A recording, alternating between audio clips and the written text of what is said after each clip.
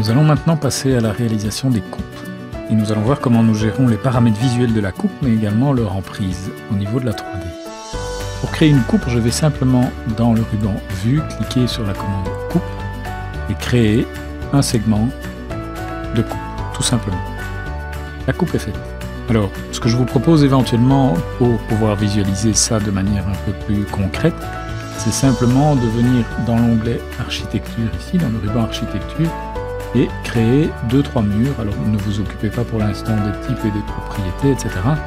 Mais créez simplement quelques murs afin d'avoir une visualisation plus correcte de la coupe. Par exemple comme ceci. Donc j'ai créé un segment de coupe, et pour accéder à cette coupe, alors j'ai deux possibilités. Soit maintenant je vois que dans mon arborescence de projet, j'ai une nouvelle rubrique coupe qui est apparue, qui n'était pas présente tant que je n'avais pas réalisé au moins une coupe. Et donc dans cette coupe, j'ai ici ma coupe 1. Donc première méthode pour y accéder, je double-clique sur son nom. Alors pour l'instant, verticalement, elle n'est pas correcte, mais on gérera ça plus tard. Mais je vois malgré tout déjà que je coupe à travers mes 4 murs ici. Je repasse en plan, et quand je sélectionne le segment de coupe, je vois de nouveau apparaître certains éléments qui vont permettre de pouvoir gérer l'emprise 3D, mais également l'aspect 2D graphique de cette coupe dans cette vue en plan.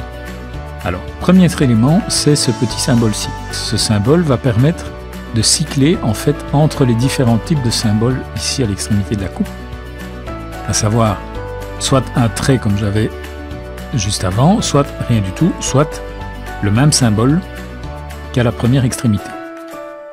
J'ai ici une boule bleue qui va me permettre de déplacer la visualisation graphique de l'extrémité de la coupe. Alors, vous vous rappelez, avec le quadrillage, j'étais obligé de cliquer sur le petit texte 3D, 2D pour signaler à Revit si je voulais modifier l'emprise 3D ou l'aspect 2D du quadrillage. Ici, au niveau de la coupe, c'est immédiat parce qu'en fait, la petite boule que j'ai là, c'est l'aspect graphique 2D au niveau de ma vue en plan. Par contre, l'emprise 3D, elle est symbolisée par ce trait vert pointillé. Donc, je gère l'emprise 2D et je gère l'emprise 3D. D'accord? Donc, on voit effectivement, quand je double-clique ici et que je passe dans la coupe, que je vois mes 4 murs coupés. Si, au niveau de la coupe, je déplace l'emprise 3D, par exemple, ici, je vois que maintenant, je ne vois plus que 2 murs. Donc, le cadrage que j'ai ici, donc l'extrémité droite et l'extrémité gauche de ce cadrage de vue correspondent en fait à cette ligne-ci et cette ligne-ci. Autrement dit, je peux modifier ça soit en plan, en déplaçant ceci comme je viens de le faire pour ramener par exemple le 3e mur dans ma coupe. Voilà. Mais je peux également réaliser ça dans ma coupe. Quand je sélectionne ce cadrage, j'ai un point bleu qui apparaît ici et je peux déplacer ce point bleu et ramener ça plus à droite. Vous voyez que mon 4e mur apparaît. Si je repasse dans mon plan, je vois que l'emprise 3D a été modifiée de cette manière. Alors, je vais ajouter par exemple un mur ici pour avoir maintenant la gestion de la profondeur de coupe. Vous voyez que j'ai l'emprise gauche, l'emprise droite, qui, je le répète, correspondent à la ligne gauche et à la ligne droite. J'ai également ici l'emprise en profondeur.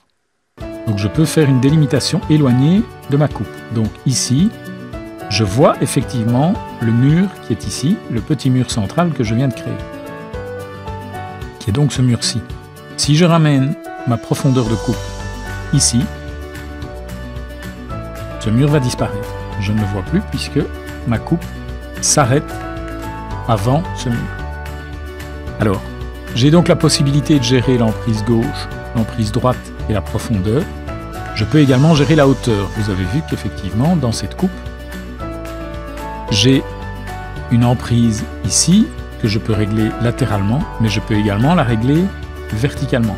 Alors, de nouveau, plusieurs méthodes. Vous voyez qu'ici, pour l'instant, cette coupe ne concerne que le niveau 0. Donc, au niveau de la vue en plan, je vois le symbole dans le niveau 0. Si je monte au niveau 1, je ne le vois pas. Pourquoi? Parce que l'emprise de la coupe ne correspond pas. Donc j'ai une correspondance correcte au niveau graphique quand je vois le plan du niveau 1, le symbole n'est pas représenté puisque la coupe ne concerne pas cet étage-là. Autrement dit, si je veux pouvoir avoir cette coupe qui monte jusqu'au niveau 1, deux possibilités. De la même manière que je l'avais déplacée latéralement, je peux la déplacer en hauteur et venir chercher mon niveau 1 complet. Voilà, donc là maintenant je vois bien mon mur central puisque ma profondeur est suffisante et je vois que mon emprise verticale maintenant concerne niveau 0, niveau 1. Autrement dit, si maintenant je visualise mon niveau 1, mon trait de coupe apparaît. Alors, une autre méthode pour gérer ça, vous voyez que quand je sélectionne le trait de coupe, j'ai ces emprises visuelles au niveau du trait de coupe qui sont visualisées et qui me permettent en plan de gérer la gauche, la droite et la profondeur. Je peux gérer de la même manière cet élément-là si j'ai une vue qui est perpendiculaire. Donc si par exemple je crée maintenant une deuxième coupe qui est perpendiculaire à la première, si maintenant je passe dans cette coupe, je vois que j'ai ici une visualisation de ma coupe 1. Donc, on soit bien d'accord, ceci c'est ma coupe 1, ceci c'est ma coupe 2. Donc dans ma coupe 2, je vois ma coupe 1. Et vous voyez que maintenant, en sélectionnant ceci, ce symbole, j'ai cette fois-ci de nouveau la possibilité, comme en plan, de gérer la profondeur, mais j'ai aussi la possibilité de gérer la hauteur. Donc je pourrais par exemple ramener cette coupe ici, au niveau inférieur pour ne plus la voir en niveau 1. Et donc, je vais la voir au niveau 0. Je ne la vois plus au niveau 1. C'est exactement la même chose, mais gérée cette fois-ci au niveau de la coupe. Donc que j'utilise ce cadrage-là ou que j'utilise dans une vue perpendiculaire ce cadrage-là, le résultat est le même. Alors je passe d'une coupe à l'autre et je gère soit en élévation ou en coupe le cadrage ici, soit je gère la coupe perpendiculaire avec ce cadrage-là, soit en plan, je gère le cadrage avec la gauche, la droite et la profondeur.